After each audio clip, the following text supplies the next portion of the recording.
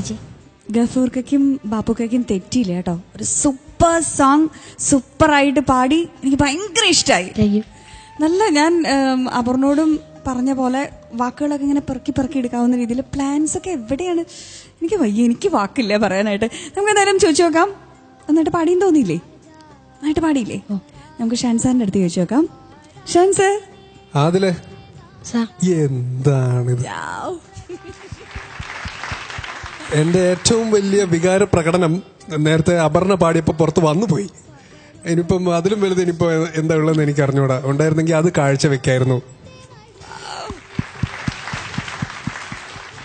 കാരണം ബൈജി, എനിക്ക് തോന്നുന്നത് ഇപ്പം വിസ്മയ ആയാലും അപർണ ആയാലും ആദിലായാലും അസദ്, ഹാഫിൽ, പിന്നെ സൂര്യ പിന്നെ സൂര്യയുടെ കുഴപ്പമില്ല, കുട്ടികളാണ് നമ്മുടെ ഈ ഒരു കോമ്പറ്റീഷന്റെ സ്ട്രെങ്ത്. ഷാൻ സാർ, എനിക്ക് തോന്നുന്നത് ഇവർക്കൊരു സ്പെഷ്യൽ എപ്പിസോഡൊന്നും വേണ്ട കാര്യമില്ലായിരുന്നു. നമ്മളൊരു കുട്ടികൾ എന്നുള്ളൊരു കൺസിഡറേഷൻ ഇവർക്ക് കൊടുത്തത് അല്ലേ? ഞാൻ ആലോചിക്കുന്നത് ഇപ്പൊ ഇവര് 6 പേരൊന്ന് നിരന്ന് വന്നായിരുന്നെങ്കിൽ ഒറ്റ എപ്പിസോഡ് കൊണ്ട് ഇവരൊക്കെ താഴെ ഇറങ്ങിയാന്. ഒന്ന് ആഞ്ഞു പിടിച്ചാല്.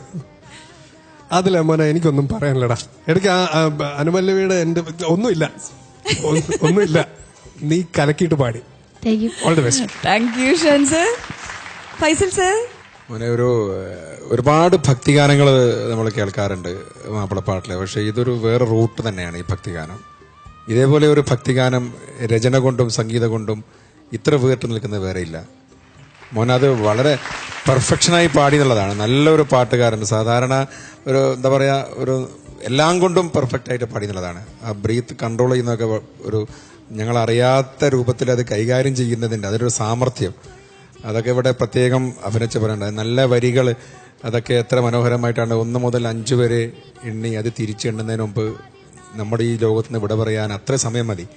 പിന്നെ എന്തിനാണ് നമ്മളിങ്ങനെ ഈ അഹങ്കരിച്ച് നടക്കുന്നതൊക്കെ ചോദിച്ചുകൊണ്ട് നല്ല നല്ല കാര്യങ്ങളാണ്. ഇതൊന്നും കൊണ്ടുപോകില്ലല്ലോ, ഈ സ്വത്തും സമ്പത്തും ആരും കൊണ്ടുപോകുന്നില്ല. അതൊക്കെ മോൻ വളരെ കൃത്യമായിട്ട് ആളുകൾക്ക് മനസ്സിലാവുന്ന രൂപത്തിൽ തന്നെ ഇവിടെ അവതരിപ്പിച്ചു എന്നുള്ളതാണ്. മുമ്പത്തെ പാട്ട് ഞാൻ ആലോചിക്കുന്നത്, മുമ്പ് 2 പാട്ട് മോന് ഇങ്ങനെ പ്രാക്ടീസ് ചെയ്തില്ലേ, എന്തുകൊണ്ട് ചെയ്തില്ല എന്നെനിക്കിപ്പോൾ തോന്നുകയാണ്. കാരണം ഇങ്ങനെയൊക്കെ പാടാൻ കഴിവുള്ള ആദില് ഇതൊക്കെ ഇങ്ങനെ ഇനിയും പുറത്തെടുക്കാൻ ഒരുപാട് ആയുധങ്ങളുണ്ടെന്നാണ് എനിക്ക് തോന്നുന്നത്. ഏതായാലും വളരെ നന്നായി പാടി. ഈ ഒരു രീതിയിൽ മുന്നോട്ട് പോകുക കേട്ടോ. Okay, thank you Faisal sir. Subala ma'am. Adil ചേച്ചി സൂപ്പറായി പാടി മോനെ. Thank you. മോനെ എങ്ങോട്ടാണ് നന്നാവാനുള്ളത്? മാക്സിമം നന്നായിട്ടുണ്ട്. രാഗഭാവം, പിന്നെ ഓരോ നോട്ടും വളരെ ക്ലീൻ ആയിരുന്നു. എവിടെയും ഒരു പ്രശ്നം ഞങ്ങൾ കണ്ടിട്ടില്ല. അതുപോലെ രചനയും പാട്ടും പാടിയതും ഒക്കെ നന്നായിരുന്നു കേട്ടോ മോനെ. ഇങ്ങനെ പാടിക്കഴിഞ്ഞാൽ നാളെ ആരാകും എന്ന് ഞങ്ങൾക്ക് പറയാൻ പറ്റില്ല. വലിയ ഒരു പാട്ടുകാരനായിട്ട് വരട്ടെ എന്ന് ഞാൻ ആത്മാർത്ഥമായി പ്രാർത്ഥിക്കുന്നു മോനെ വേണ്ടിയിട്ട് കേട്ടോ ആദിൽ. ഓക്കെ മോനെ.